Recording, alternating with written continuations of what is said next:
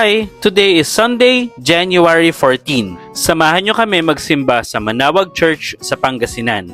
Ito ang pinakaunang out of town namin for 2024. Umalis kami sa bahay ng mga 6:30 in the morning at dito na kami sa NLEX magbe-breakfast. As per Waze, ang travel time namin is mga around 5 hours. Para sakto after ng Mass, doon na rin kami magla-lunch bago lumabas ng Pangasinan area.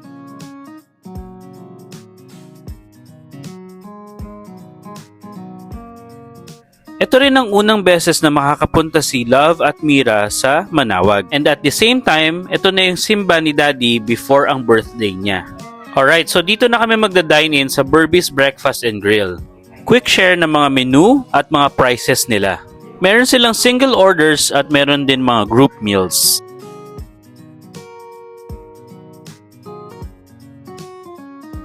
Habang naghihintay ng order namin, natsyempohan namin si Austin from the movie Rewind ni Marian Rivera and ni Dingdong Dantes. Kaway-kaway sa mga nakapanood na dyan.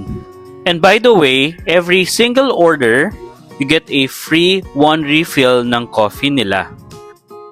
At finally, dumating na rin ang in-order namin. Mga Pinoy breakfast lang naman. After a few minutes ng pahinga at pagpapababa ng kain, we're back on the road again.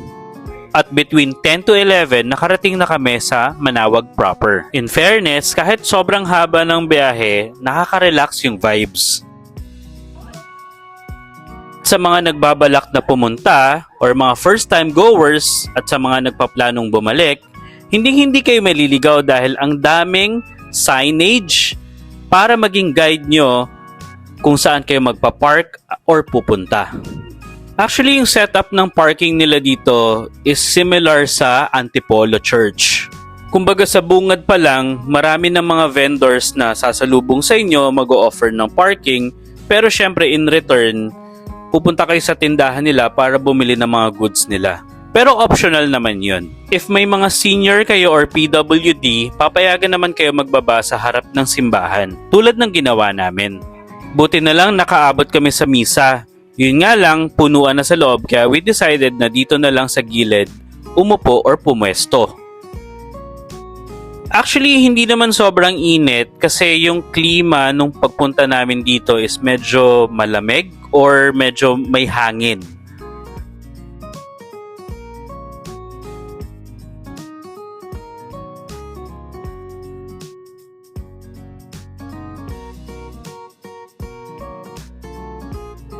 After the Mass, pumunta kaagad kami sa gilid para sa aming next agenda, which is ang magtirik ng kandila.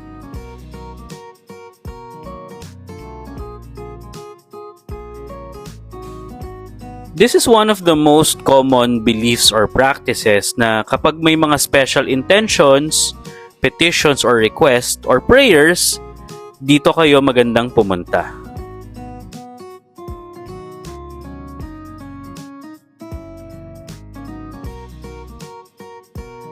One down, so hahanap na tayo ng kakainan natin for lunch. Katulad sa ibang probinsya, meron din kayo makikita mga nagtitinda ng mga prutas sa mga gilid ng daan. For a few minutes, dito na kami nag-decide sa Coconut Grill mag-lunch. Ang in-order lang naman namin dito ay puset, inihaw na liempo, chicken wings at sabaw. At pwede kayong mag-video dito habang naghihintay ng order nyo or habang nagre-relax.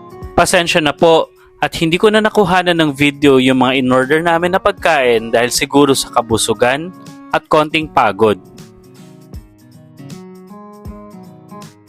After ng lunch, diretso na kami pabalik ng Manila. Ang estimated time of arrival namin is between 7 p.m. to 8 p.m. Medyo na traffic lang sa bandang NLEX dahil marami na ngang pabalik ng Maynila dahil pasukan na kinabukasan. At kung nakarating ka sa part ng video na to, maraming salamat for watching.